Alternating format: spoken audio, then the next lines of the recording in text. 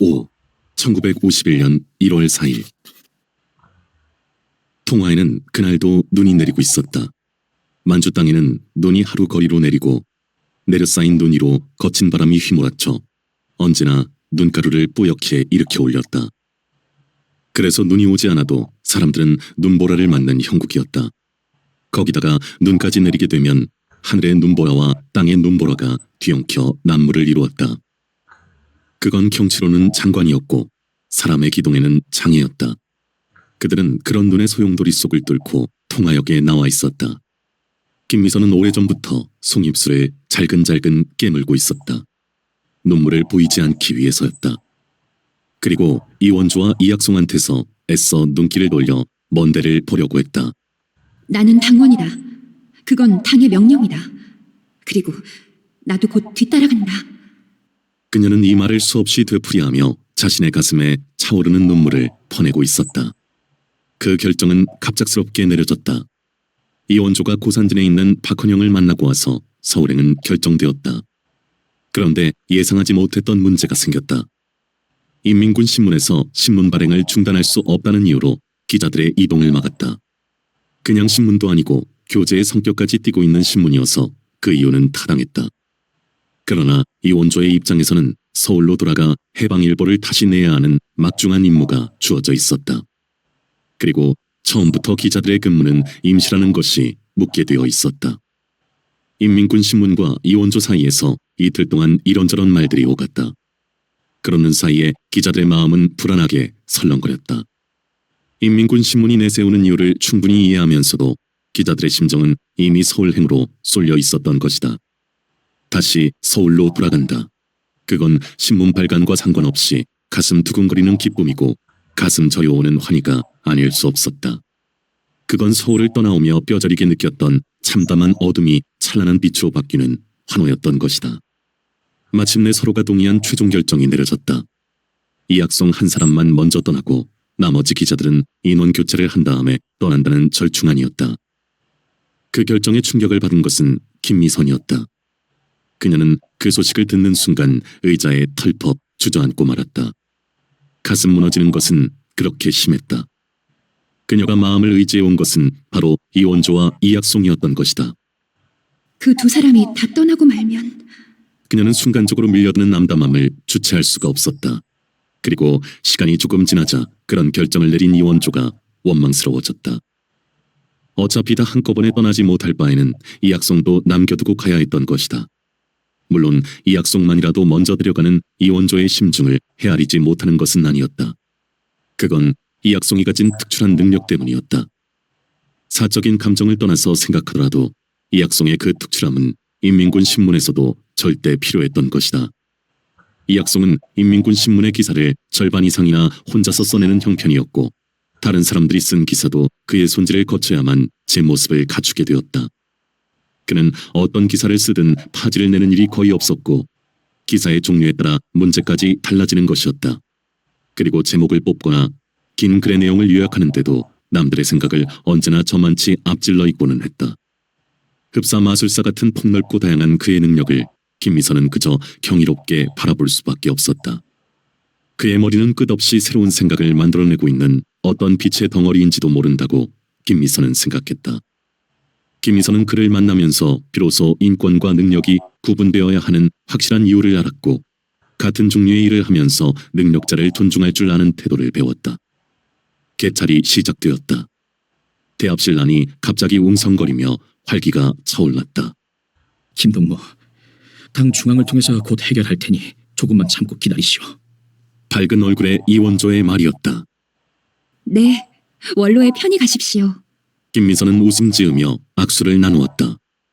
김동무, 서울에서 만납시다. 기다리고 있겠소. 이학송이 엷게 웃으며 손을 내밀었다. 김미선은 이학송의 손을 잡은 채 고개를 떨구고 말았다. 다시 깨문 속입술을 놓아 무슨 말인가를 하려고 입을 열면 말보다는 먼저 울음이 터져나올 것 같았던 것이다. 기어이 눈물이 후둑 떨어져 내렸다. 이러지 말자고 했는데. 그녀는 목젖이 아프도록 눈물을 삼키며 금방 얼굴을 들 수 없게 된 난처한 입장을 생각했다. 김동무, 다시 만날 때까지 건강하세요. 먼저 떠나서 미안하구만요. 김미선은 때마침 들려온 나이든 목소리에 구조되듯 고개를 들었다. 안쓰러운 표정을 지은 박영감의 얼굴이 바로 눈앞에 있었다. 아니에요. 저도 곧 뒤따라갈 텐데요, 뭘. 편히 가세요. 김미선은 머리칼을 걷어올리며 웃었다. 해방일보 일행은 한 사람씩 개찰구를 빠져나갔다. 김미선은 눈물 어린 눈으로 그 사람들의 뒷모습을 지켜보고 서 있었다. 이원조가 눈발 속으로 들어서며 뒤돌아보고 손을 흔들었다. 김미선도 손을 마주 흔들었다. 박영감도 다른 사람들도 뒤돌아보며 손을 흔들었다. 그런데 이학송 혼자서만 뒤돌아보지 않은 채 짙은 눈발 속을 걸어가고 있었다. 아니, 김미선은 그래서는 안 된다고 생각하며 자신도 모르게 서너 발짝 앞으로 옮겼다. 그러나 이학송은 짙은 눈발 속을 계속 걸어가고만 있었다. 눈물이 어린 데다 눈발이 짙어 이학송의 뒷모습은 금방금방 흐려지고 있었다. 그녀는 손등으로 눈물을 닦아냈다. 그러나 이학송은 끝내 뒤를 돌아보지 않고 사람들 속에 뒤섞인 채 눈발 속으로 사라지고 말았다. 김미선은 그냥 주저앉아 목 놓아 울고 싶도록 서운하고 야속하고 허망했다. 왜 그냥 가고 만 것일까? 내가 보인 눈물에 기분이 상한 것일까? 혹시 이원도 선생한테 오해를 받을까 봐 그런 것일까? 내가 보인 여자 모습이 주체스러워 그런 것일까? 아니면 그도 나 같은 마음이라서 속이 아파 뒤를 돌아보지 못한 것일까? 김동무, 그만 돌아갑시다. 남아있는 일행의 말이었다. 김미선은 줄줄이 흘러내리는 눈물을 양쪽 손등으로 닦아내며 개찰구 저편을 다시 눈여겨 바라보았다. 이학송의 모습은 없고 눈발만 가득 차 있었다. 김미선은 차를 타고 돌아가면서도 눈물을 주체하지 못했다. 그리고 그가 왜 뒤돌아보지 않고 떠났는지 그 연유도 가려지지 않았다. 그를 동료라기보다는 한 남자로 마음에 담기 시작한 것이 언제부터였던가. 그녀는 기억을 더듬었다. 날이면 날마다 위험한 고비를 몇 차례씩 넘기며 후퇴를 계속해야 했던 그 어느 대목에선가 그는 불현듯 커다란 산의 무게를 한 남자로 둔갑하여 가슴에 들어앉았던 것이다. 박영감과 셋만이 남겨져 강길길을 가다가 미군이 앞이 막힌 것을 알고 초산 쪽으로 방향을 바꿔잡을 때 그 단호하고도 결연했던 모습. 그러나 그래선 안 된다고 얼마나 자신을 나무라면서 그를 밀어내려 했던가. 마음은 바로잡힌 것 같았고 그는 물러난 것 같았다. 그러나 막상 그와 헤어지는 마당에 맞닥뜨리게 되자 그동안 자신은 감정의 속임수를 쓴 것뿐이며 그는 끄떡도 하지 않은 산으로 가슴에 그대로 자리 잡고 있었던 것이다. 남편이 죽은 지 3년. 어쩌면 자신은 남편의 투상을 보고 있었는지도 몰랐다. 백색 테러에 죽어 시체도 찾지 못한 남편은 중간 간부다운 열정의 소유자였다. 남편의 외모는 이학송과 달랐지만 그 마음씀이나 시경 같은 것은 두 사람이 너무나 흡사했다. 처자가 있는 그를 소유하겠다는 욕심 같은 건 애당초 없었다. 사랑이라는 것을 전제로 이혼 행위의 합법성을 실행해 옮길 만큼 자신은 뻔뻔스럽지 못했고 자신의 욕심을 위해 다른 여자를 불행하게 만들 만큼 자신은 모렴치하지도 못했다. 그저 그가 옆에 있는 것으로 그리고 그의 옆에 있을 수 있는 것으로 여자로서 빈 마음의 자리를 채울 수 있었던 것이다. 부대가 가까워지는 것을 느끼며 김미선은 마음을 수습하고 손거울을 꺼내 눈물 자국을 지웠다. 이학송이 이곳까지 올 때처럼 그렇게 고생을 겪지 말고 무사히 서울에 도착하기를 빌었다. 다음 날인 12월 24일 마침내 서울에는 시민 대피령이 내려졌다. 날로 심해지는 추위를 따라 불안감이 고조되어 가던 전황이 그 본 모습을 드러내고 만 것이다. 영하 15도의 강추위가 계속되고 있던 서울은 금방 혼란의 열기로 들끓기 시작했다. 지난 6월과는 반대로 방송과 가두선전도 신속한 사전 대피를 숨가쁘게 알려 서울 탈출의 열기를 부추기고 있었다. 그날 밤부터 피난짐을 이고 진 사람들로 서울역과 용산역은 수라장을 이루고 있었다. 수많은 사람들이 어지럽게 뒤엉켜 서로 밀고 밀치는 혼잡 속에서 이름을 불러대는 외침들, 서로 다투는 고함 소리들, 영문을 알 수 없는 아우성들, 아이들의 울음소리들이 뒤죽박죽되고 아무런 효과도 내지 못하는 호루라기 소리들이 쉴 새 없이 찢어져 나가고 있었다. 여보, 빨리 피난 좀 챙기시오. 민기용은 대문을 들어서며 말하고 있었다. 너무 늦길래 걱정했어요. 근데 사태가 또 그리 급하게 됐나요? 피난 떠날 무슨 방법은 있어요? 그의 아내는 다급한 목소리로 두 가지를 한꺼번에 묻고 있었다. 사태는 아직 그렇게 급하진 않은 모양인데 미리미리 피난시키자는 거요. 그리고 신문사에서 내일 떠날 수 있도록 단체로 기차표를 구하기로 했소. 민기용도 두 가지 대답을 이어서 하고 있었다. 목적지는 어딘가요? 아마 부산일 거요. 어머, 그럼 또 거기까지 밀릴 작정인가요? 민기용은 방으로 들어서며 아내의 잘못된 말을 개의하지 않았다. 정부가 미리 밀릴 작정을 할 리가 없었다. 소심하고 세심한 아내는 말이 그렇게 빗나갈 정도로 마음이 동요되고 겁먹고 있다는 증거였다. 신문사야 어차피 안전이 보장돼야 하니까 그러는 것뿐이요. 네, 곧 밥상 들여올게요. 민기용은 옷을 갈아입으며 시름겨운 한숨을 자신도 모르게 내쉬었다. 미중이 개입되어 밀고 밀리는 이 공방전의 의미가 무엇인지 해득이 어려운 채 마음만 어둡고 무거웠던 것이다. 시장하신데 어서 드세요. 민기용은 밥상으로 다가앉았다. 아내의 말에는 정부의 조처에 대해 고마워하는 느낌이 담겨 있었다. 민기용은 그냥 지나칠까 하다가 아내가 정부에 대해 불필요한 호의를 갖고 계속적으로 판단을 그르치게 될 것을 염려해서 입을 열기로 했다. 그게 꼭 6월의 잘못 때문에 국민들을 위해 취해진 조처가 아니오. 그건 일종의 작전이오. 네? 그는 놀라는 아내를 건너다 보았다. 그 조처의 1차적인 목적은 소개 작전이오.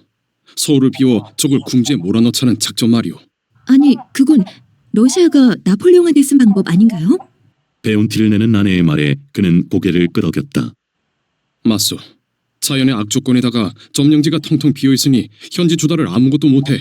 결국 나폴레옹도 무릎을 꿇을 수밖에 없잖았어. 소개를 시키다 보면 덩달아 피난도 되는 셈이니까 정부로선 그렇게 법석을 떨만한 일이로군요. 아내의 말이 시큰둥해지는 걸 그는 느꼈다. 그런 셈이요.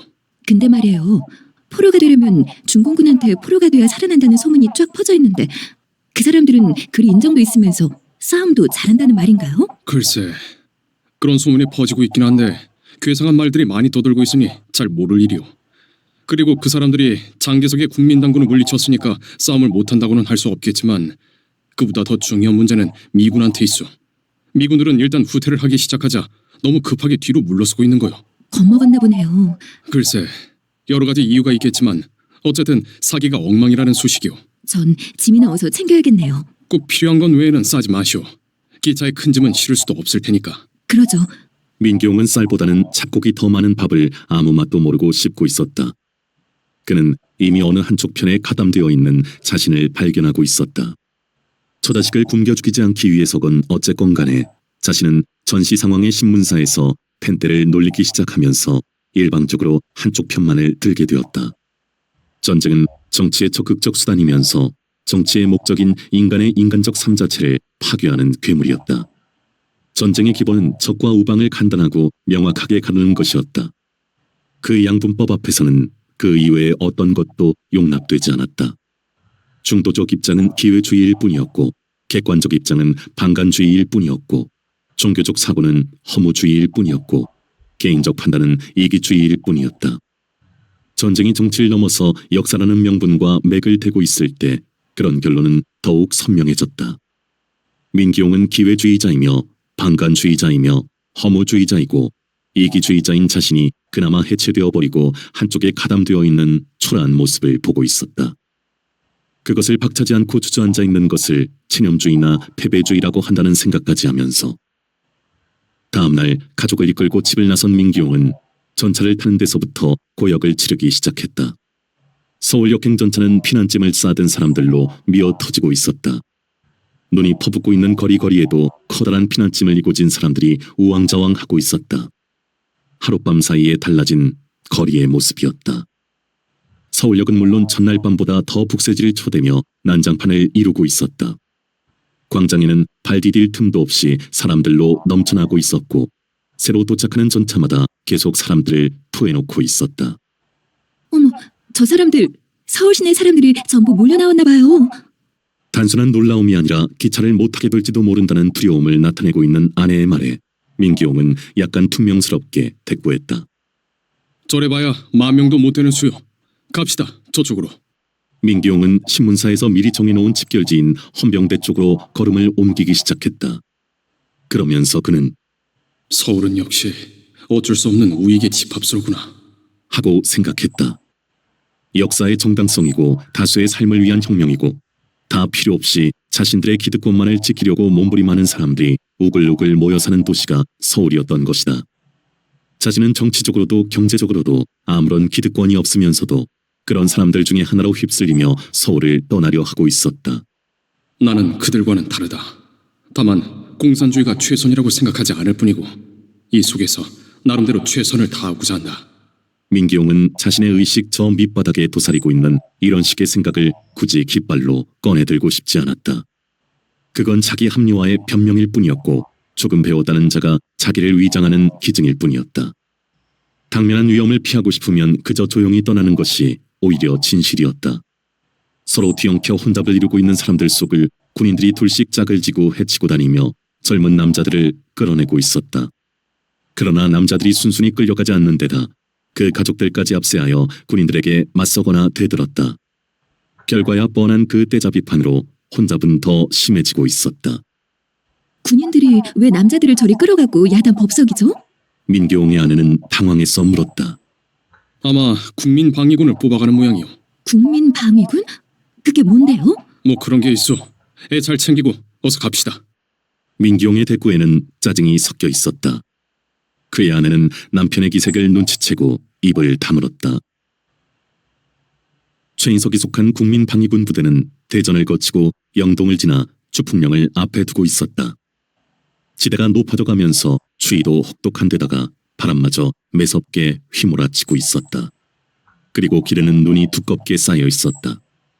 겨우 대오를 꾸며 걷고 있는 사람들의 무리는 느린 율동이라도 하듯이 흔들거리고 비틀거렸다. 그들의 옷은 하나같이 구겨질 대로 구겨지고 때가 덕지덕지 끼어 넉마를 걸친 것이나 마찬가지였다.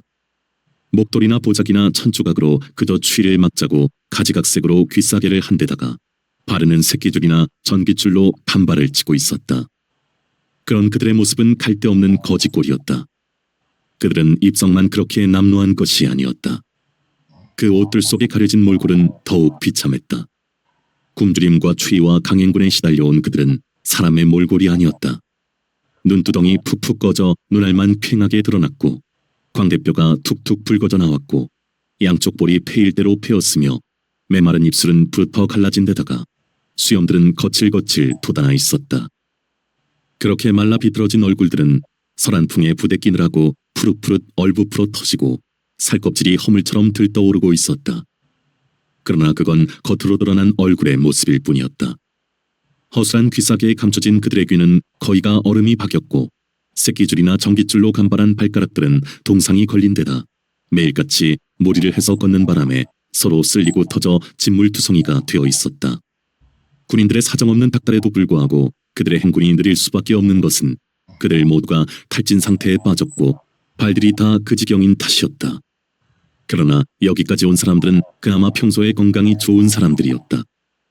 최인석의 소대는 그동안 37으로 줄어 있었다. 13이 병들어 죽고 얼어 죽었던 것이다. 나머지 9개의 소대들도 거의 비슷한 사상자들을 내고 있었다.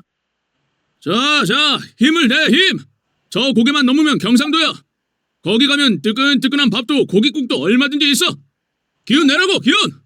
장교가 긴 대열의 앞뒤로 왔다 갔다 하며 쟁쟁한 소리로 외치고 있었다. 그러나 최인석의 귀에는 그 소리가 제대로 들리지 않고 있었다. 소리가 일정하게 들리지 않고 불룩하게도 들리고 홀쭉하게도 들렸다. 그의 청각만 착각을 일으키고 있는 것이 아니었다. 그의 시각도 착각의 혼란에 빠져 있었다. 그의 눈에는 산들이 출렁거리고 있었고 길이 붕 떠오르고 있었다. 그의 몸은 심한 열로 들떠 있었다. 눈은 풀려 있었고 해 벌린 입으로는 숨을 쉴 때마다 목에 무엇이 걸린 것 같은 소리를 내고 있었고 두 다리는 심하게 휘청거리고 있었다. 그는 벌써 오래전부터 자꾸 도망가려는 정신을 거머잡으려고 안간힘하며 고통과 싸워오고 있었다. 어떻게든 대열을 따라가야 한다는 한 가지 생각밖에 없었다. 그것은 곧 살아남아야 한다는 의지였다. 대열에서 떨어져 나가는 건 곧 죽음이었다. 그동안 그런 것을 숱하게 보아왔던 것이다. 그 죽음들이 얼마나 허망하게 버려지는지를 똑똑히 보았던 것이다. 그렇게 죽어갈 수는 없는 일이었다. 안 돼. 안 돼. 집에 가자. 앞에 산이 무너져 내리고 땅이 뒤집히고 그의 허리가 허청 꺾이는 것 같다가 그대로 푹 복부라지고 말았다. 그의 뒷사람이 그에게 걸려 넘어질 뻔하다가 가까스로 몸을 가누었다. 정지! 정지! 뒷사람이 소리쳤다. 그의 소리는 기운이 없는데도 사람들은 금방 알아듣고 걸음을 멈추었다. 그들의 의식 속에는 밥, 휴식, 방, 잠 그런 것들 뿐이었다. 뭐야? 군인이 뛰어오며 외쳤다. 쓰러져 버렸어. 뒷사람이 힘없는 소리로 말했다. 어떻게 된 거야? 중사가 카빈을 고쳐매며 눈꼬리를 세웠다. 모르겠어. 그냥 픽 쓰러졌어. 뒷사람이 여전히 힘없이 대답했다. 거기 무슨 일인가? 장교가 뛰어오고 있었다. 예, 한 명이 쓰러졌습니다. 중사의 힘찬 대답이었다. 죽었나? 급히 멈춰선 장교의 입에서 나온 소리였다. 아직 확인 못했습니다. 빨리 엎어. 예, 중사가 한 눈길로 주위의 장정들을 훑었다. 서너 사람이 쇠붙이가 자석에 끌리듯 그 눈길을 따라 쓰러져 있는 최익선을 바르게 눕혔다. 숨쉬나 봐. 장교가 명령했다. 눈이 감긴 채 입이 반쯤 벌어져 있는 최인석의 초췌하고도 창백한 모습은 얼핏 죽은 것처럼 보였다. 마땅찮은 얼굴의 중사는 마지못해 허리를 굽혀 귀를 최인석의 코 가까이 가져갔다. 이거 끊어질랑 말랑 아주 가늡니다. 어디 비켜봐. 장교는 그때서야 무릎을 꺾고 앉았다. 중사가 했던 것처럼 장교도 최인석의 코 가까이 귀를 갖다 댔다. 장교가 고개를 갸웃거렸다. 이것도 일 생기겠는데? 장교가 낮게 중얼거리며 몸을 일으켜 세웠다. 어떻게 할까요? 중사가 물었다. 양쪽에서 부축해 가지고 가다가 집이 나타나면 떨어뜨려 놓고 가도록. 알겠습니다. 이미 실시해 오고 있는 중환자 처리 방법이었다. 정신을 잃은 최인석을 중사가 지명한 두 사람이 양쪽 팔을 하나씩 어깨에 걸었다. 그리고 대열은 다시 움직이기 시작했다. 움직이는 대열을 따라 최인석의 두 발은 땅에 질질 끌리고 있었다. 눈이라도 내리려는지 검은 구름은 낮게 내려앉아 있었고 추풍령을 앞둔 길은 갈수록 기울기가 심해지고 있었다. 깊은 산의 겨울은 깊을 대로 깊어져 그 어디에서도 새소리 하나 들리지 않고 추운 정막만 그 끝을 모르게 깊었다. 그 산속을 굶주리고 지친 대열이 느릿느릿 움직여가고 있었다. 최인석이 무슨 소리를 하는 것 같았다. 그리고 처졌던 그의 몸이 더 처져내렸다. 그의 팔을 어깨에 걸고 있던 두 사람의 눈이 동시에 마주쳤다. 그들의 놀란 눈은 똑같은 느낌을 담고 있었다. 다시 대열이 멈추었고 두 사람은 최인석을 받쳐잡았다. 땅바닥에 눕혀진 최인석은 이미 숨이 끊어져 있었다. 또 뭐야? 중사가 뛰어왔다. 죽었습니다. 최인석을 부축했던 한 사람이 말했다. 재수 더럽게 없는 놈이군. 다 와가지고. 중사가 고개를 돌려 침을 뱉었다. 또 무슨 일인가? 장교가 뛰어왔다. 결국 갔습니다. 중사가 대답했다. 안 됐군. 장교가 언짢은 얼굴을 하고는 땅이 얼어붙었으니 팔 수는 없다. 저쪽 아래다 옮기고 눈을 모아다 덮어라. 6수대 전원 빨리 작업 끝내고 대열에 후미에 붙는다. 중사 신속하게 지휘하라. 장교답게 빠른 명령을 내리고 있었다. 예, 알겠습니다. 중사는 뒤축을 모아 차려 자세를 취해 보이고는 6수대 전원 열애에서 우측 방향으로 이동. 잽싸게 지휘 명령을 내렸다. 최인석의 시체는 대여섯 사람들에게 팔다리가 들려 길 옆에 약간 움푹한 곳으로 옮겨졌다. 그리고 36명의 사람들은 눈을 긁어모으기 시작했다. 눈덩이는 금방 최인석의 숨 끊어진 몸을 덮어 감추었다. 사람들은 눈을 수북하게 쌓아올려 봉분을 만들었다. 그들은 자기네 소대의 14번째 희생자의 장례를 눈봉분을 만들어 치르고 있었다. 됐다. 그만. 출발이다. 중사가 명령했다. 36사람은 다시 4명씩 줄을 맞춰 섰다. 그리고 혹한으로 얼어붙은 정막 속을 걸어가기 시작했다. 최인석보다 사흘 뒤에 붙들려 서울을 떠난 송성일은 천안과 조치원 사이를 행군하고 있었다. 그들 부대는 주먹밥일망정 점심도 굶은 채였다.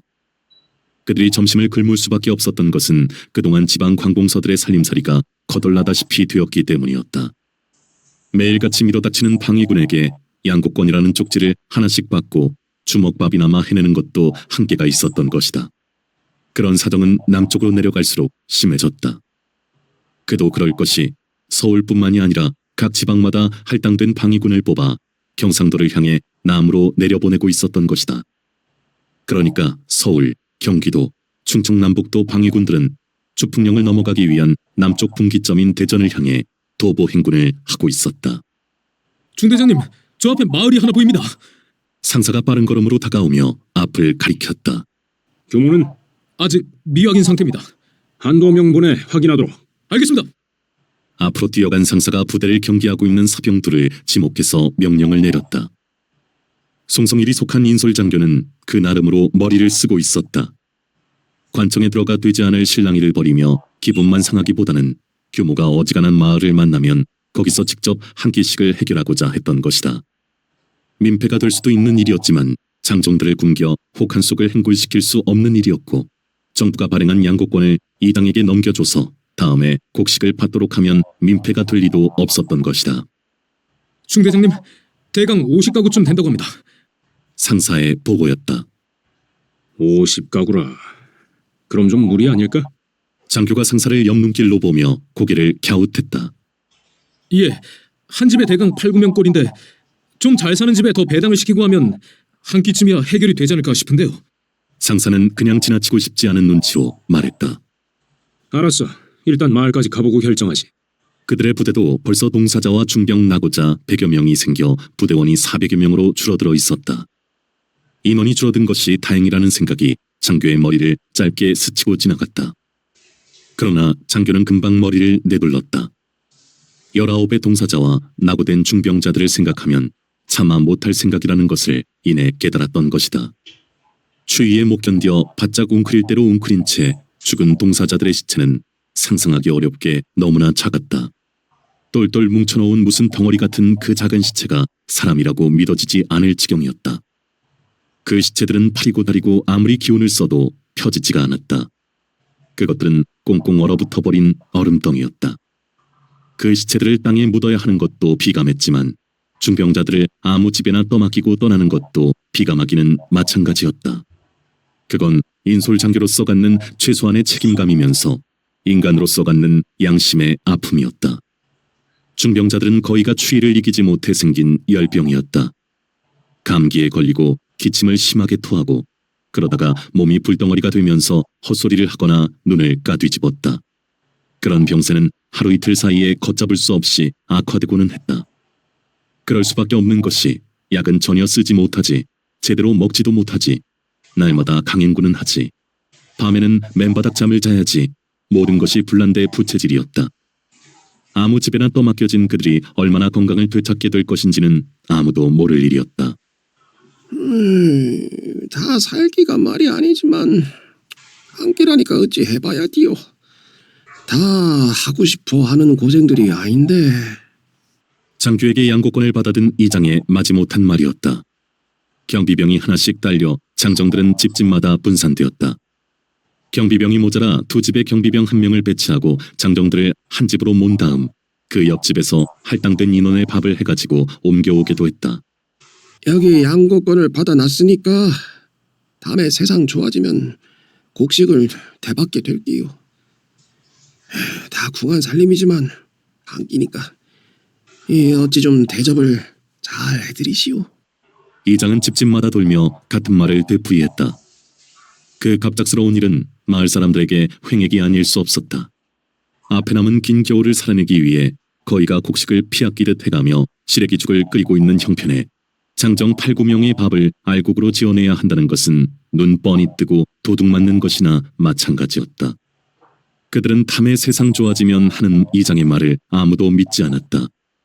나라라는 것은 그저 손해만 보일 뿐 언제 한번 그런 약속을 지킨 일이 없었던 것이다. 그들이 살점이내듯 아깝고 쓰린 마음으로 알곡을 축낼 수밖에 없는 것은 당장 눈앞에 있는 총 때문이었다. 전시의 총과 군인은 거역할 수 없는 두려운 존재였다. 한 끼 밥을 해내고 어서 그들이 마을에서 떠나기만을 바랐다. 그러나 마을 사람들이 입게 된 피해는 곡식만이 아니었다.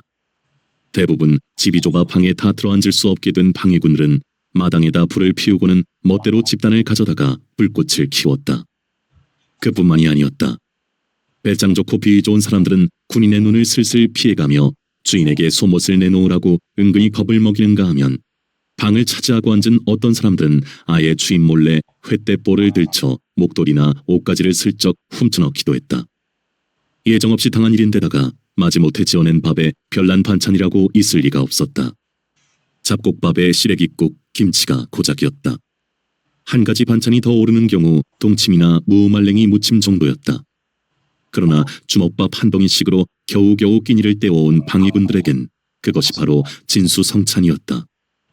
모두가 미친 듯이 밥을 퍼놓고 국그릇이며 반찬 그릇들을 핥은 듯이 말끔하게 비워냈다. 그들의 그 개걸 들린 모습들을 보고서야 주인집 식구들은 그들이 얼마나 굶주렸는가를 알았고 마음에서 우러나는 안쓰러움을 느끼게 되었다. 과연 우리 중대장님이 최고십니다. 우리 중대장님 만세입니다. 마을을 떠나며 장정들은 큰 소리로 입들을 모았다. 행군 도중 잡담은 일체 금지였지만 그 말들만은 제지되지 않았다. 장교는 마음이 흐뭇했고 앞으로도 그 방법을 계속 쓸 작정을 하고 있었다. 그러나 그 장교만이 특출한 것이 아니었다. 사람의 생각이란 다 비슷비슷한 것이어서 다른 인솔 장교들도 그 방법을 사용하게 되었다. 그래서 며칠이 못 가 마을에서도 한 끼 밥을 얻어먹기가 어렵게 되고 말았다. 큰 길에서 가까운 마을들은 언제까지나 그런 시달림을 당할 수가 없었던 것이다. 2번 이상 그런 일을 당한 마을에서는 이장이 양곡권을 내밀어 보이며 마을 곡식이 바닥났음을 입증했던 것이다. 모든 마을에서 국민 방위군을 꺼리는 것은 양식을 축내는 탓만이 아니었다. 마을 사람들은 그들을 도둑대라고 생각하고 있었다. 처음에는 무슨 으름장을 놓아 옷을 얻었거나 슬쩍 훔쳤거나 간에 얼어 죽는 것을 모면해야만 하는 그들의 절박한 사정 앞에서 그런 행위는 파렴치하거나 부끄러운 짓이 아니라 오히려 용기 있고 배짱 좋은 행동으로 돋보였다. 교실 맨바닥에서 모두가 부들부들 떨고 앉은 가운데 몇몇 사람이 옷을 갖게 된 경위를 털어놓는 것은 그대로 무용담이었던 것이다. 그 다음부터 마을에 들어갔다 하면 너나 없이 옷이고 목도리고 추위를 막을 것이면 무엇이든지 훔치기에 앞을 다투었다. 그러다 보니 어떤 사람은 손빠르게 닭모가지를 비틀어 품에 숨기기도 했고 무음막을 뒤져 주머니마다 물을 감춘 사람도 있었다. 송성일도 생전 처음으로 남의 물건에 손을 대 목도리와 개털 모자를 구하게 되었다. 송성일은 훔칠 때 가슴 두근거리는 것을 느꼈지만 그 일을 일단 성공하고 나자 죄의식은커녕 오히려 통쾌감을 느꼈다. 그건 나도 해내고야 말았다는 자신감의 확인이었다. 모두가 그런 심정이다 보니 그들의 행위는 기회만 있으면 아무 데서나 저질러졌다. 4-5명이 가게로 몰려들어가 앞에서는 물건을 사는 척 소란을 피우고 뒤에서는 물건을 훔쳐 넣었다. 고구마 장수나 떡 장수의 가난한 좌판을 그들의 굶주림이 구분할 리가 없었다. 어떤 불량기승한 사람은 무턱대고 좌판의 엿을 집어 으득으득 깨물며 내가 누군지 아느냐? 나라 위에 목숨 바치러 전선으로 떠나는 국민 방위군이다. 누구 덕에 편안하게 엿장사해 먹고 사는 줄 아느냐? 하고 꽁가를 치기도 했다. 그러다가 말썽이 생겨도 장교나 하사관들은 그다지 크게 탓하지 않았다. 그들은 탈주가 아닌 한 장정들의 그런 잘못을 적당히 보아넘겼다. 그건 장정들이 당하고 있는 2중 3중의 고통을 이해하거나 미안하게 생각해서가 아니었다. 그런 마음은 그 다음이었다. 우선 그런 잘못을 너무 심하게 닥달해서 이미 장정들의 가슴에 쌓여있는 불만을 자극하지 말자는 속셈이었다. 앞서간 부대에서 그런 것을 너무 심하게 다뤄 집단 행동이 일어나 총질을 하는 불상사가 발생했다는 것을 알고 있었던 것이다. 그리고 그들이 그렇게라도 해서 한 명이라도 더 살아남아 목적지에 당도해준다면 자신들의 인솔 책임이 그만큼 가벼워진다는 계산도 하고 있었다. 장교나 하사관들의 그런 태도에 따라 방위군들의 지그책은 더 적극적으로 변해갔다. 학교의 책상이나 걸상을 때려 부숴 불을 피우게도 되었다. 사람 목숨이 더 중하오. 이따위 책상 걸상이 더 중하오. 우리가 이 짓을 못하게 하려면 교실 바닥에다 앉으면 될 거 아니오. 제지하는 군인들에게 장정들은 이렇게 항의하고 들었다. 장정들이 줌도둑질까지 해가며 배고픔과 추위에 맞서 싸우려고 발버둥쳤지만 근본적으로 아무런 대책이 없는 상태에서 그들은 계속 허기에 지치고 추위에 떨었으며 손발은 동상이 심해져 가고 있을 뿐이었다. 그리고 그들이 거쳐 지나가는 곳의 민간인들에게는 그들은 어쩔 수 없이 원성의 대상이고 경원의 대상이었다. 송성일은 그저 죽은 듯이 참고 견디며 탈출의 기회만 노리고 있었다. 그런 식으로 가다가는 목적지에 다다르기도 전에 죽고 말 거라는 생각에 사로잡혀 있었다. 얼어 죽는 사람이 늘어날 때마다 그 생각은 자꾸만 커져갔던 것이다. 그리고 그는 정부에 완전히 환멸하고 있었다. 정부가 그렇게까지 무계획하고 무책임하고 무질서한 줄은 상상도 못했던 일이었다. 정부의 그런 처사는 명백한 살인 행위였다. 그로서는 그런 국가, 그런 정부, 그런 정권을 위해 목숨을 걸고 싸울 하등의 이유를 찾을 수가 없었다. 그에게는 탈출만이 유일한 목적이 되어 있었다. 인솔 군인들은 탈출하면 무조건 사살한다고 경고하고 있었다. 그는 그것이 두렵지 않았다. 언제 얼어 죽고 언제 굶어 죽을지 모르면서 이 죽음의 행렬을 따라가며 서서히 죽어가느니 차라리 탈출을 하다가 총을 맞아 죽는 것이 낫다 싶었다. 그리고 탈출이 꼭 실패일 수만은 없었던 것이다. 계획이 치밀하기만 하면 얼마든지 성공할 수 있는 일이었다. 송성일의 부대는 대전을 거쳐 동쪽 방향인 옥천으로 가고 있었다. 날씨는 매일같이 이가 갈리도록 추웠고 열에 들떠서 혼수 상태에 빠진 환자들은 날마다 버려지듯 낙오되고 있었다. 송성일은 대전을 지나면서 바짝 긴장하기 시작했다. 동쪽으로 방향을 틀었으므로 집과는 점점 거리가 멀어지고 있었다. 그동안에 탈출을 시도한 자가 없어서 그만큼 유리하기도 했다. 경계병들은 탈출에 대해서 그만큼 안심하고 있을 것이기 때문이었다. 그동안 유심히 살펴온 바로는 새벽 서너 시 사이가 좋을 것 같았다. 2시간마다 교대하는 보초가 잠들기 좋은 시간이었던 것이다. 그리고 해가 뜰 때까지 어둠을 타고 멀리 도망칠 수 있는 시간에 여유가 있었다. 시계를 찬 사람들은 거의가 헐값으로 처분해 배를 채우기에 바빴었다. 자신이 그 신침 흐르는 유혹을 그때마다 매정하게 뿌리쳤던 것은 순전히 탈출을 하기 위해서였다. 그는 옥천에서 탈출하기로 작심했다. 송성일은 옥천으로 가는 길을 세세하게 눈에 담으며 걸었다. 옥천에서는 밥은 물론이고 교실 맨바닥이 남아 잠자리를 얻기가 어렵게 되어 있었다. 다른 지방에서 먼저 도착한 두 부대가 교실을 다 차지하고 있었던 것이다. 그래도 잠자리보다 급한 건 밥의 해결이었다. 장교와 상사가 어디론가 떠나고 그들 부대원들은 어두운 운동장에 소대별로 모여서 불을 피우고 있었다. 책상 걸상은 하나도 남아있지 않아 변소의 판자벽이며 문짝, 관사의 판자 울타리 같은 것을 닥치는 대로 뜯어다가 태우는 판이었다. 교장이나 교감은 그들의 그런 행위를 그저 멍하니 바라보고만 있었다. 불길이 약해지자 또 땔감을 구해와야 했다. 송성일 분대에 차례가 돌아왔다. 그들은 학교 뒤로 돌아갔다. 그런데 이게 어쩐 일인가? 경비병이 따라오지 않은 것이다. 송성일은 잘못 보았나 싶어 다시 어둠 속을 더듬었다. 틀림없이 경비병은 없었다. 하늘이 돕는구나. 송성일은 주먹을 불끈 쥐었다. 그리고 땔감을 찾아 흩어지고 있는 동료들을 경계하며 옆걸음질을 쳤다. 안전을 확인한 그는 재빨리 어둠 속으로 몸을 감추었다.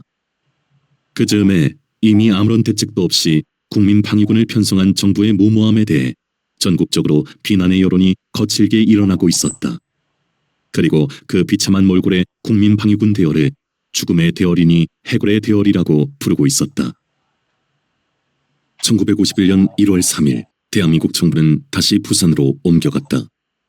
그날 눈발이 휘날리는 속에 서울 시민 30여만 명이 꽁꽁 얼어붙은 한강의 얼음판을 밟고 서울을 떠나갔다. 그리고 다음 날 인민군이 다시 서울로 들어왔다. 이학송이 서울에 도착한 것은 6일이었다. 매서운 추위 속에 버려진 듯 상처 입고 있는 서울을 보자 그는 집 생각이 더욱 간절해져 몸이 비틀릴 지경이었다. 서울이 입고 있는 상처가 자신의 집안에도 미쳤을 것만 같은 애달픔을 떼칠 수가 없었던 것이다. 떠날 때는 소식 한 가닥 남기지 않고 떠나놓고서 뒤늦게 돌아와 그리 다급해하는 건 가장으로서 보자면 더없이 무책임한 감상일지 몰랐다. 그러나 압록강까지 건너갔다가 다시 돌아올 때까지 아내와 세 자식은 언제나 슬픈 난계로 의식의 배면을 채우고 있었고 안타까운 메아리로 귀울림을 일으키고 있었다. 여기저기 사무적인 보고와 연락을 서너 시간에 걸쳐 끝내게 되자 서울에 집이 있는 사람들에게 자유시간이 주어졌다. 이학송은 숨을 헉헉거리며 추위를 헤쳐나갔다. 아내의 소담한 얼굴과 아이들의 유리알같이 해맑은 모습이 눈앞에 선연했다. 무사하기나 한지, 그동안 뭘 먹고 살았는지, 살기가 어려워 혹시 고향으로 내려간 건 아닌지, 그동안 잊으려고 애써왔던 생각들이 앞을 다투어 일어나고 있었다.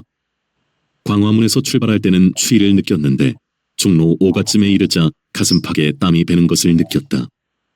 동대문을 지나게 되자 마지막 취재를 했던 그날이 떠올랐다. 잠깐이나마 집에 들르고 싶었던 간절함을 괴로움으로 바꾸며 발길을 돌렸고 그 걸음은 그대로 후퇴길로 이어지고 말았다. 동대문 밖에 새로 만든 동네 신설동에 접어들면서부터 이학송은 기어이 뛰기 시작했다. 이학송은 낯익은 골목 어귀에서 뜀박질을 멈추었다. 뜀박질로 상기된 그의 얼굴에는 밝은 웃음이 피어나고 있었다. 아내가 만드는 별미인 홍어의 냄새가 물씬 풍기고 새아이가 깔깔거리며 다투어 뛰어오는 것만 같았다. 그는 숨길을 가다듬으며 빠르게 걸었다. 골목의 집들은 별로 상한 데가 없이 그대로였다. 변두리라 폭격의 피해를 입지 않은 것이었다. 그것이 한결 마음을 가라앉혀 주었다. 이학송은 자기 집이 있는 새골목으로 꺾어 돌았다. 금방 아내가 뛰쳐오는 것만 같고 아이들이 뒤따라 아빠를 외치며 뛰어오는 것만 같았다. 네 번째 집. 이학송은 가슴에서 섬뜩하게 찬바람이 일어나는 걸 느꼈다. 그건 분명 네 번째인 자신의 집이었다. 이학송은 우뚝 멈춰서고 말았다. 무슨 검은 날개가 펄럭이며 눈앞을 가로막는 것을 느꼈다. 그는 사납게 눈을 훔쳤다. 네 번째 집의 대문은 한쪽이 바깥으로 젖혀진 채 위쪽만 겨우 매달려 비스듬하게 기울어져 있었다. 대문의 그 모양새는 집안에 사람이 살고 있지 않다는 것을 단적으로 말하고 있었다. 사람이 살면서도 대문을 그렇게 방치해둘 리가 없었던 것이다. 더욱이 아내의 깔끔한 소미를 생각할 때 그건 있을 수 없는 일이었다. 정말 이것들이 어떻게 됐단 말인가? 이학송은 가슴이 컥 막히는 걸 느끼며 대문으로 내달았다. 그의 눈에는 내고의 시체가 보이고 있었다. 대문으로 몸을 디민 이학송은 멈칫섰다. 빈집이 품고 있게 마련인 썰렁하고 괴기스러운 냉기가 끼쳐왔던 것이다. 넓을 것 없는 마당에는 부서진 살림살이와 휴지 나부랭이와 나뭇잎 같은 것들이 뒤섞여 어지러웠고 대청마루에 달린 네모 창살의 유리문은 여러 젖힌 채 유리들은 다 깨져나가고 없었다. 몇 개의 창살에는 깨지고 남은 요리 조각들이 무슨 험상궂은 이빨처럼 그대로 박혀 있었다. 그건 집안을 휩쓸고 간 폭력의 모습이었고 식구들이 당한 순환의 모습이었다. 이학송은 다리가 휘청거리는 걸 느끼며 마당을 가로질렀다. 대청마루에는 먼지가 자욱하게 덮여 있었다. 그 먼지의 두께가 집을 비운 지 오래되었음을 말하고 있었다. 문득 마루를 걸레질하고 있는 아내의 모습이 떠올랐다. 새방살이를 면하고 변두리에 이 집을 장만했을 때 아내는 두 팔을 가슴 앞에 모아 힘주어 바르르 바르르 떨어대며 얼마나 기뻐했던가. 아내는 더욱 깔끔함을 드러내 온 집안을 쓸고 닦고 하기에 분주했다. 특히 대청마루를 간수하는 열성은 지나칠 정도였다. 언제나 티끌 하나 떨어져 있는 것을 보지 않으려 했다. 그래서 두 아이는 학교에서 돌아와 씻지 않은 발로 대청마루를 밟을 수 없었고 발을 씻고도 물기를 완전히 닦아내고서야 대청마루에 올라설 수 있었다. 국민학교 3학년인 아들은 그런 어머니에게 불만이 많았고 그럴 때마다 꿀밤을 얻어맞다가 끝내는 항복하고야 말았다. 이학송은 먼지를 밟으며 안방 쪽으로 걸음을 옮겼다. 미닫이 문에 발라진 창호지는 뻥뻥 구멍이 뚫려 있었고 창살도 덜어 부러져 있었다. 그러나 문은 닫혀 있었다. 그는 뜬모를 두려움으로 방문을 천천히 옆으로 밀었다. 대청마루처럼 방은 텅 비어 있었다. 장롱은 여러 젖혀진 채 옷가지들이 방바닥에 흩어져 있고 아내가 소중하게 여기던 경대의 거울은 산산조각이 나 있었다. 윗목에 놓인 자신의 안전뱅이 책상 위에 놓였던 열대 권의 책들은 어지럽게 흩어진 채 방바닥에까지 떨어져 있었다. 그는 건너방으로 걸음을 옮겨갔다. 아들의 방이었다. 안방처럼 어질러져 있지 않았다. 책상 위에 놓인 작은 책꽂이에 공책들이 가지런히 꽂혀 있었다. 아빠, 김일성 장군은 아빠하고 나이가 비슷하게 젊은데 어떻게 장군이 됐나요? 되살아나는 징징한 목소리였다. 그는 옆방으로 갔다. 딸아이의 방이었다. 조그만 그 방도 딸아이가 쓰던 그대로였다. 작은 창에는 포플린으로 만든 커튼이 상하지 않고 그대로 걸려 있었다. 국민학교 1학년짜리의 성화에 못 이겨 아내가 난생 처음으로 만든 커튼이었다. 아빠, 난 전쟁이 싫어요. 사내 애들은 주먹으로 맨날 싸우고 어른들은 총으로 싸워요. 남자들은 다 싸움만 좋아해요. 그래서 난 아빠 빼놓고는 이 세상 남자는 다 싫어요. 무릎에 앉은 딸아이의 야무진 말이었다. 그럼 난? 아들이 손가락으로 저를 가리켰다. 오빠도 싫어. 여기 그냥? 아들이 주먹을 치켜들었고 딸아이는 자신의 목을 끌어안고 가슴으로 안겨왔다. 그 찬물처럼 싱거운 딸아이의 냄새가 물큰 풍겨오며 콧등이 찡 울렸다. 딸아이의 채취는 그대로 한 덩이 울음이었다. 그리고 4살 난 막내 아들의 모습이 그 울음을 떠밀어 올리고 있었다. 막내 아들은 아직 어렸던 탓으로 엄마의 품과 등에 매달려 사느라고 자신과는 미처 깊은 정이 엮어질 틈도 없었던 것이다. 그것이 더 가슴을 쓰라리게 했다. 그는 어금니를 꾹 깨물며 고개를 치켜 올렸다. 그리고 눈을 내리감았다. 이것들이 도대체 어디로 갔단 말인가? 삼킨 울음덩이로 그의 목이 막히고 있었다. 이약송은 대청마루로 나와섰다. 문득 담장 아래 엎드려 있는 아내의 모습이 보였다. 화단을 가꾸는 아내의 그 모습은 환각이었다. 나뭇가지에는 나팔꽃줄기가 메말라 있고 파삭 말라 변색된 꽃나무 줄기들이 바람에 떨고 있는 황폐한 화단은 전에 아내의 손길 탄 겨울 화단이 아니었다. 아내는 아침에 꽂힌 나팔꽃을 좋아했고 다음으로 분꽃을 좋아했다. 장미나 칸나 같은 화사한 꽃들은 그다지 좋아하지 않았다. 아내의 소담한 성분 탓이었을까? 그런데 나팔꽃이나 분꽃은 그 모양이 똑같이 닮지 않았나? 나팔꽃이 큰 나팔이라면 분꽃은 작은 나팔이었다. 아내는 그 닮은 모양 때문에 그 꽃들을 좋아했던 것일까? 아니면 내가 뒤늦게 깨달은 우연의 일치일 뿐일까? 그 뒤늦은 깨달음이 평소의 아내에 대한 무심함으로 그의 가슴에 사무쳐왔다. 가슴 조여 숨이 막히도록 아내가 보고 싶고 아이들이 그리웠다. 이약송은 대청마루를 내려섰다. 눈물방울이 뚝 떨어졌다. 손등으로 눈을 문지른 그는 숨을 들이켜며 마당으로 내려섰다. 잡동사니들 속에서 언뜻 눈에 띄는 것이 있었다. 그는 허리 굽혀 그것을 집어들었다. 아들의 팽이었다.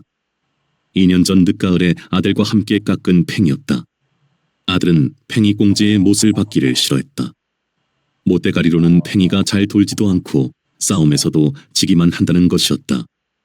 한사코 쇠구슬을 박아달라고 했다. 쇠구슬을 구하기 쉽지 않다고 했지만 아빠가 하려고만 하면 안 되는 게 어딨어요, 이 세상에. 입을 삐죽하며 아들이 한 말이었다. 그래서 별 수 없이 기계 부속상 몇 군데를 돌아 베어링에서 나온 쇠구슬을 구했던 것이다.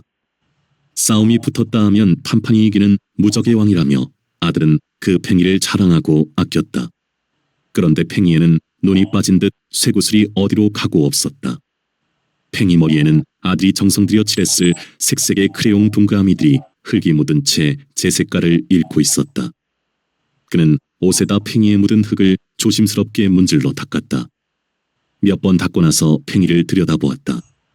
크레용 색깔들이 약간 도단한 것 같았다. 그는 팽이를 주머니에 넣었다. 대문을 나선 그는 잠시 망설이다가 뒷집으로 걸음을 옮겼다. 대문을 흔들며 사람을 불렀다. 여보세요? 여보세요? 안에서는 아무 기척이 없었다. 여보세요? 안 계십니까? 대문을 더 세게 흔들며 목청을 높였다. 여전히 기척이 없었다. 대문 틈으로 안을 들여다보았다. 대청문이 꼭 닫혔고 대돌 위에는 신발 하나 없었다. 역시 빈집인 모양이었다. 이약송은 돌아섰다. 눈발이 성글게 내리고 있었다. 앞집 대문에서 다시 걸음을 멈추었다. 여보세요? 여보세요? 그는 처음부터 목청을 높였다. 마찬가지로 안에서는 아무 기척이 없었다. 여보세요? 누구 안 계십니까? 그는 대문을 쾅쾅 쳐댔다. 누구시요? 안에서 들려온 여자 노인네 목소리였다. 그의 얼굴에 반가운 기색이 드러났다. 서로 내왕을 하던 그 할머니였던 것이다. 네, 뒷집 태기 아빠입니다. 그의 큰 목소리는 떨려 나왔다. 누구? 태기 아빠? 아이고, 노인네의 다급한 소리에 이어 신발 끄는 소리가 들렸다. 그는 깊게 숨을 들이켰다. 아이고, 이리 늦게 오면 무슨 소용이 있어. 노인네가 대문을 열어젖히며 한 말이었다. 노인네는 고개를 가로젓고 있었다. 무슨 일이 있었습니까? 그는 인사를 차릴 새도 없이 물었다. 잡혀갔지요, 잡혀가. 노인네는 연방 고개를 저었다. 애들까지 말입니까? 아니요, 태기 엄마만 잡혀갔는데 이튿날 어린 것들 셋이서 엄마 찾겠다고 집을 떠났다지 않우 글쎄. 난 애들이 떠난 다음에 알았는데 내가 먼저 알았으면 붙들었을 텐데. 그는 대문의 기둥을 붙들었다. 그리고는 안 돌아온 겁니까? 그는 짐작은 하면서도 그 말을 마저 묻지 않을 수가 없었다. 글쎄, 그 어린 것들이 어디로 갔는지. 태기 엄마도 애들도 좋은 무소식이요. 애들이라도 어디 살아있어야 할 텐데. 노인은 눈물이 번지는 눈으로 혀를 차댔다. 안녕히 계십시오. 그는 중얼거리듯 하고 돌아섰다. 그리고 허청거리며 눈발 속을 걸어가기 시작했다. 주머니 속에 든 그의 오른손에는 팽이가 꼭 쥐어져 있었다. 이학송이 김범우를 만난 것은 이틀 뒤였다. 인민군복 차림의 김범우가 신문사로 이학송을 찾아온 것이다. 이 선배님, 저 김범우입니다. 김범우의 말에 글을 쓰고 있던 이학송은 고개를 들었고 잠시 어리둥절하는 것 같더니 벌떡 몸을 일으키며 소리쳤다. 아니, 이게 누구야? 김영! 그의 목소리는 마치 울부짖는 것 같았다. 무사하셨군요. 김범우가 환하게 웃으며 다가섰다. 이학송이 김범우를 덥석 끌어안았다. 김범우는 순간적으로 민망함을 느꼈다.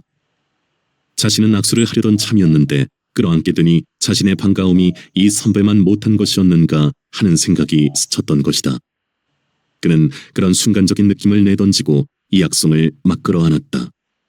이학송은 집을 다녀온 뒤로 줄곧 깊은 허망감과 괴로움에 빠져 있다가 뜻밖의 김범우를 만나게 되자 감정의 경랑이 일어났던 것이다. 이 사람, 이게 어떻게 된 거요? 이학송이 팔을 풀며 김범우를 깊은 눈길로 바라보았다. 내래 피양서하시오. 김범우가 씩 웃으며 자신의 인민군복을 가리켰다. 어서 앉읍시다. 그런데 이게 대체 어떻게 된 일이오? 손영은? 이학송은 의자에 앉으며 거푸 물었다. 한마디로 하기는 어려운 얘기입니다. 점심이나 먹으며 차근차근 말씀드리죠. 이학송이 담배를 꺼냈다. 담배를 뽑아든 김범우가 익숙한 솜씨로 라이터를 켰다. 전주를 떠난 사람이 평양에서 돌아왔으니 얘기가 간단할 수가 없겠군. 이학송은 담배 연기를 씹는 것처럼 연기가 흘러나오고 있는 입으로 말하고는 담뱃불을 붙이고 있는 김범우를 바라보다가 인민군복의 지프라이터는 또 뭐요? 의아스럽게 물었다. 예, 인민해방군의 미제국주의 군대 전용이다시피 하는 지포라이터가 안 어울리죠? 역시 선배님은 눈이 밝군요. 이게 다 과거와 연고가 있는 겁니다. 김범우가 라이터를 머리 높이로 던져 올렸다가 받으며 의미 있게 웃었다. 서울엔 언제 왔소? 5일날 와서 매일 선배님을 수소문했죠. 소속은 어디요? 밥집으로 가시죠. 순서대로 말씀드릴 테니까. 그럽시다. 그게 좋겠소. 김범우는 사무실을 나서면서 전주에 도착한 데서부터 이야기를 하기 시작했다. 식당에 자리를 잡고 음식을 시키고 하는 잠깐 동안 중단되었을 뿐 김범우의 이야기는 밥을 먹으면서도 계속되었다. 인민군에서는 투항자들에 대해 사상 검토를 해서 바로 전선에 배치시키고 있었어요. 물론 감시가 따랐는데 그거야 어느 군대에서나 마찬가지 일이죠. 제가 OSS 훈련을 받을 때나 통역을 할 때도 그랬으니까요. 저도 2번의 자술서를 쓰고 통과가 됐죠. 그 다음에 영어 실력을 테스트 받고 나서 통역관 일을 맡은 겁니다. 오나가나 통역관인데 그 대상은 완전히 달라져 있었습니다. 미군을 위해 통역을 하는 것이 아니라 미군을 신문하는 통역을 하는 것이니까요. 그 기분은 참 묘하게 달랐습니다. 그 기분 알 것 같소. 하여튼 짧은 동안에 너무 고생이 많았소. 이학송이 김범우를 물끄러미 바라보며 웃었다. 고생은 별로 하지 않았는데 이래저래 변화만 나는 거지요. 학병 때부터 아마 그게 제 팔자인 모양입니다. 김범우의 말에 이학송은 고개를 끄덕이며 낮은 소리로 웃었다. 이제 선배님 차례입니다. 말씀하십시오. 김범우가 입술을 훔치며 자리를 고쳐 앉았다. 김영에 비해 내 얘기는 너무 단조롭소. 추석날 밤에 후퇴를 시작해서 압록강을 건너 만주 땅 통화까지 갔다가 되돌아온 거요. 김범우에게 미안한 생각이 없지 않았지만 이학송은 이야기를 길게 하고 싶지가 않았다. 기분도 기분이었지만 그보다는 전신에 맥이 빠져 긴 이야기를 할 수가 없었던 것이다. 걸어서 거기까지 갔단 말입니까? 어쩌겠소. 그때 형편이 그랬으니. 아이고, 큰 고생하셨군요. 고생이야 다 같이 한 고생이고 산천 구경 겸해 좋은 경험이기도 했소. 그런데 어디 불편하십니까? 몸이 안 좋아 보입니다. 아니요. 그동안에 긴장이 풀려서 그런지 몸살 기운이 좀 있어. 이학송은 내심을 눈치채이지 않게 하려고 예사롭게 말하고는 손영이 도단과 함께 입산을 했다면 그동안 고생이 많았겠소. 자연스럽게 화제를 바꾸었다. 그거야말로 손형만 한 고생이 아니고 지금쯤 고생한 보람을 느끼며 하산할 준비하고 있지 않겠어요? 아마 그렇겠소. 이학송이 무겁게 눈을 껌뻑이며 고개를 끄덕였다. 너무 피곤해 보이는데 그만 가시죠. 너무 무리하지 마시고 좀 쉬도록 하십시오. 김범우가 먼저 몸을 일으켰다. 아니, 바깥 여기 있어. 이학송이 김범우를 붙들려고 했다. 아닙니다. 전 옷만 이렇게 입었지 통역관입니다. 통역관한테는 특별 급료가 나온다는 걸 아셔야 합니다. 김범우가 일부러 뻐기듯이 말하며 밥값을 치렀다. 참, 식구들은 다 무사합니까? 김범우가 식당을 나서며 물었다. 다행히 아무 탈 없소. 아, 예. 그거 참 다행이군요. 참 잘 됐습니다. 다 염려 덕택이오. 이학송은 이의 그 웃음 감도는 얼굴로 태연하게 말하고 있었다. 그러나 비에 칼로 찢기고 있는 그의 가슴벽에서는 피가 줄줄 흘러내리고 있었다. 김범우의 말 맞다나 전남 도당에는 총출동령이 내려져 있었다. 그에 따라 모든 지구는 비상상태 아래서 하산 준비를 완료하는 한편 각 군 단위로 병력 이동을 시키고 있었다. 염상진은 총사의 병력을 이끌고 백아산 지구 일부 병력과 함께 광주를 향해 무등산 주변에 병력을 배치하기 시작했다. 산골짜기마다 엄동의 추위를 녹일 만큼 열기로 차 있었다. 조원재가 염상진을 다시 만나게 된 것도 이때였다. 광주를 재점령하기 위한 선발대에 조원재의 부대도 포함되었던 것이다. 총사 부사령관이 되어 있는 염상진을 다시 만나게 되자 조원재는 그 반가움으로 그냥 지나칠 수가 없어 찾아갔던 것이다. 부사령관 동지, 안녕하십니까? 조원재는 염상진 앞에 똑바로 서며 거수 경례를 붙였다. 아니, 이게 누구요? 그렇지, 조원재 동무. 염상진이 반색을 하며 손을 내밀었다. 조원재는 악수를 나누며 어안이 벙벙해져 있었다. 그가 자신의 이름을 기억해내리라고는 상상도 하지 못한 일이었던 것이다. 자신을 알아보면 다행이고 몰라보면 그의 기억을 깨우쳐줄 작정을 하고 찾아왔던 것이다. 뭐 어떻게 지 같은 건 이름까지 다 기억하시고. 조원재는 염상진의 비상함에 혀를 내두르는 한편 적잖은 감격도 느끼고 있었다. 당연한 것 아니오. 우리가 만난 게 좀 색달랐고 얼마 되지도 않은 일이었으니까. 염상진은 밝게 웃는 얼굴로 예사롭게 말하고는 조동무가 이 지구에 있을 줄은 몰랐어. 그래, 무슨 임무를 맡고 있어? 친근하게 물었다. 예, 정보과 분투에 있구만요. 아, 조동무한테 어울리는 일 갔어. 그런데 이제 그 임무도 끝난 것 같은데 앞으로 할 일은 결정됐어. 예, 당에서 김일성 대학으로 진학하라는 분류를 받았습니다. 그거 참 잘된 일이오. 축하하오. 조동무 같은 사람은 남은 공부를 더 열심히 하는 게 좋은 일이오. 염상진은 아주 흡족해하는 얼굴로 기뻐했다. 조은재도 당의 그런 결정에 고마워하며 그 대학에 갈 꿈에 부풀어 있었다. 그러나 입산투쟁이 이렇게 쉽게 끝나버리나 하는 한가닥 속생각을 말로 내비치진 않았다. 그것은 다시 찾아온 기쁨의 뒤편에서 생겨난 어이없는 개인적 감정이지 말로 나타낼 생각은 아니었던 것이다. 다시 찾아온 기쁨은 그런 어이없는 생각을 일으킬 정도로 감격스러웠던 것이다. 당에서는 하산 다음에 대비해 입산자들의 임무를 다시 분류하는 신속성을 보였던 것이다. 그에 따라 입산자들은 하산의 설렘 속에서 새롭게 마음들을 가다듬었고 하산의 기쁨과 열기는 각 지구의 해방구마다 넘쳐나고 있었다. 6. 거창 그 오지의 낮과 밤. 밤이 깊어갈수록 바람소리는 사납고 거칠어져 가고 있었다. 바람소리는 가지가지였다. 휘휘 휘익. 높은 음으로 휘파람을 불어제끼듯 하는 그 소리는 전깃줄을 울리는 소리였다. 시웅 시잉 시웅 싱싱. 쌀이 회초리를 세차게 휘둘러대는 것 같은 그 소리는 나뭇가지들을 괴롭히는 소리였다. 쌩 쌩 쌩 쌩. 여자의 날카로운 비명이 자지러지는 듯한 그 소리는 양철 지붕 끝에 바람이 찢기는 소리였다.